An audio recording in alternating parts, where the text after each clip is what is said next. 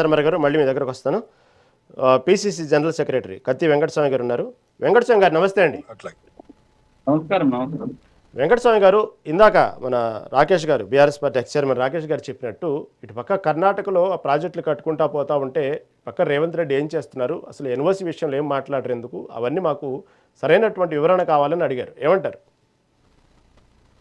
ముందుగా ప్యానెల్లో ఉన్న పెద్దలు అన్న ధర్మారావు గారికి, బ్రదర్ రాజేష్ గారికి, మీకు వీక్షకులందరికీ కూడా నమస్కారము. కృష్ణా నది మీద వాటర్ అన్న ఇందాక చౌర్యం అనేటువంటి మాట ఉపయోగించినాడు. నేనైతే దోపిడీ అంటున్నాను. వాటర్ దోపిడీ అనేటువంటిది ఉమ్మడి ఆంధ్రప్రదేశ్ ఉన్నప్పటి నుంచి ప్రభుత్వాలకు అతీతంగా జరిగింది. సరే, తెలంగాణ రాష్ట్రం వచ్చిన తర్వాత జరిగినటువంటి ప్రయత్నాలలో మనం పాలమూరు జిల్లాలో కొన్ని ప్రాజెక్టులను మనం చేసుకోగలిగాం, దాంట్లో డౌట్ ఏం లేదు. సో ఆ ప్రయత్నం సరిపోలేదు. అప్పుడైనా ఇప్పుడైనా ఎప్పుడైనా మన రాష్ట్రానికి సంబంధించినటువంటి ఏదైతే వాటర్ ఏదైతుందో అది దక్కడంలో మనకు అన్యాయం జరుగుతుందనేది చాలా స్పష్టం. పార్టీలు ఎవరున్నారు, ప్రభుత్వాలు ఎవరున్నాయనేది రాజకీయ విమర్శ కాకుండా తెలంగాణ ప్రాంత ప్రజలకు రావాల్సిన వాటా దక్కుతుందా లేదా అనేటువంటిది చాలా ప్రధాన అంశం. ఇందాక రాజేష్ గారు మాట్లాడుతుంది, మీరేమన్నా పర్మిషన్ ఇస్తున్నారా? ఎవరు ఇయ్యలే. మనం ఎవరు ఇయ్యకపోయినా మన అభ్యంతరాలు ధర్మన్న గారు అన్నట్టుగా అభ్యంతరాలు లేవనెత్తునే ఉన్నాయి ప్రభుత్వాలు. టీఆర్ఎస్ వాళ్ళు ఉన్నప్పుడు వాళ్ళు లేవనెత్తినారు, ఇప్పుడు మేము ఉన్నప్పుడు మేము లేవనెత్తున్నాం. కానీ మన అభ్యంతరాలను పట్టించుకోకుండా ఏకపక్షంగా కర్ణాటక ప్రభుత్వం వ్యవహరించడం అనేటువంటిది దురదృష్టకరం.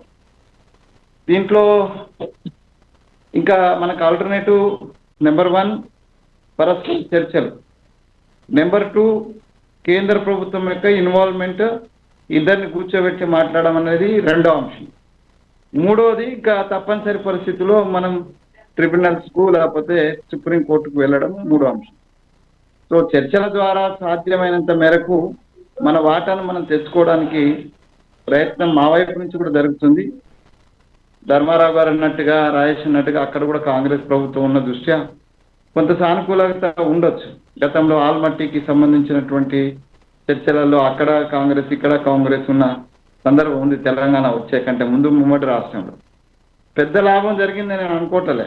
ఆల్మట్టికి సంబంధించి రాజశేఖర రెడ్డి గారి నేతృత్వంలో కొంత ప్రయత్నం జరిగినా తెలంగాణకి ఎంతైతే ప్రయోజనం జరగాలో అంత ప్రయోజనం జరగలేదు. వాళ్ళు పైన ఉన్నారు, వాటర్లో పైన ఉన్నారు. అంటే అసలు తెలంగాణ పరిస్థితి ఏంటంటే రెండుకి జడ్డ రేవడి. మనము కర్ణాటకతో పోల్చినప్పుడు మనం కింద ఉన్నాం కాబట్టి కర్ణాటక పైన ఉన్న వాళ్ళు నీటి దోపిడీ చేస్తారు. మనము ఆంధ్రప్రదేశ్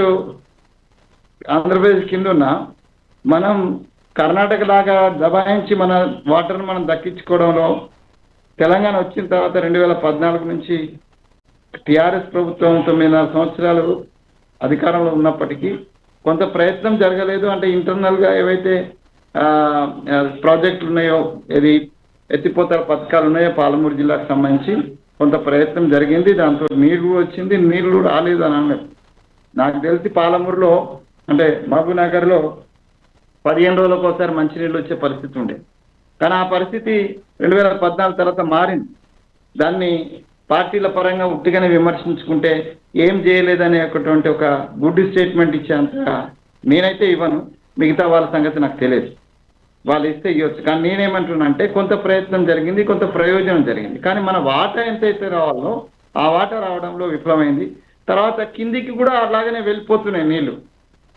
నేను అందుకే రెండుకి జడ్డరేవాడన్నా, పైన వాళ్ళు ఆపుకుంటున్నారు, కిందోళ్ళు కింద దోసుకోబోతున్నారు.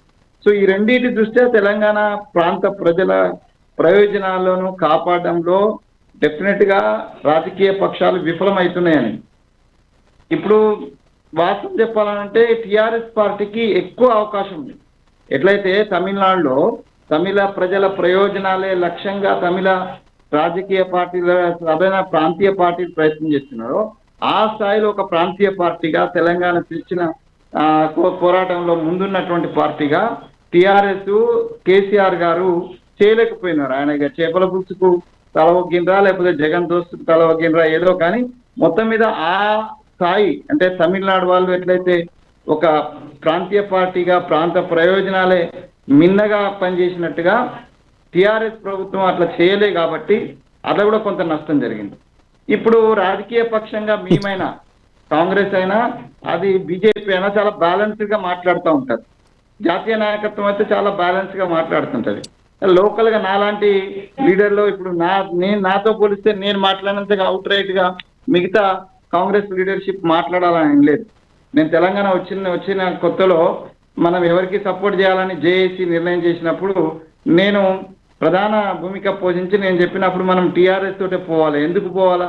బీజేపీ దాని యోగదానం ఉంది, కాంగ్రెస్ యోగదానం ఉంది. కానీ ఈ రెండు పార్టీలు కూడా జాతీయ పార్టీలైన దృష్ట్యా వాళ్ళ యొక్క లీడర్షిప్ అంతా కూడా ఆంధ్ర లీడర్షిప్ మీద ఆధారపడి ఉన్న దృష్ట్యా మన ప్రయోజనాలకు వాళ్ళు సంపూర్ణంగా వాళ్ళ మనసులో ఉన్న చేయలేనటువంటి పరిస్థితి ఉంటుంది.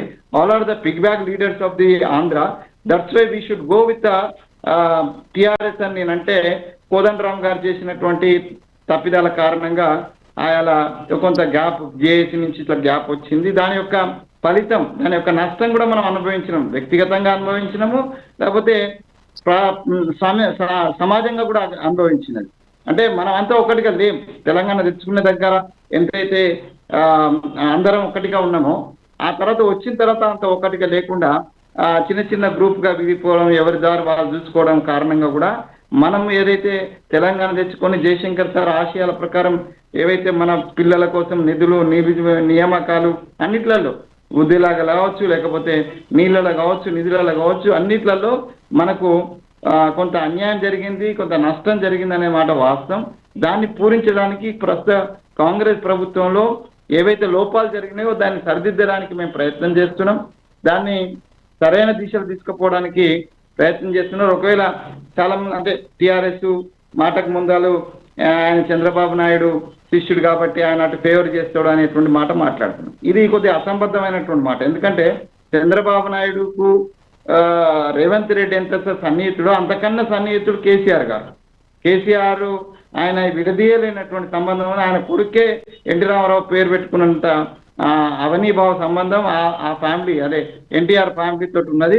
చంద్రబాబుకు చాలా గైడ్ చేసిన వ్యక్తిగా కేసీఆర్ కు పేరుంది, చాలా సన్నిహితంగా ఆయనతో ఉన్నటువంటి అటప్పుడు మరి కేసీఆర్ అక్కడి ప్రోడక్టే, రేవంత్ రెడ్డి అక్కడి ప్రోడక్టే అవుతుంది. కాబట్టి ఒకవేళ అది కేసీఆర్ కావచ్చు, లేకపోతే ఇప్పుడు ఉన్నటువంటి ముఖ్యమంత్రిగా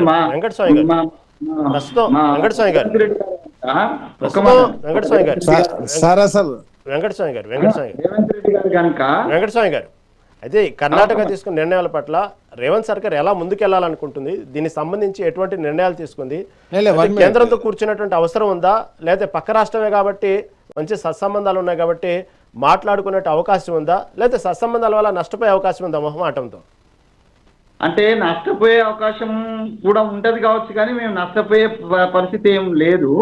డెఫినెట్ గా వాళ్ళతో మాట్లాడతాము. మన వాటా ఇప్పుడు ఇక్కడ విషయం ఏంటంటే వాళ్ళ వాటా వాళ్లకు, మన వాటా వాళ్ళకు ఇంతకు ముందున్న ట్రిబ్యునల్స్ ప్రకారం కేటాయించబడి ఉన్నాయి.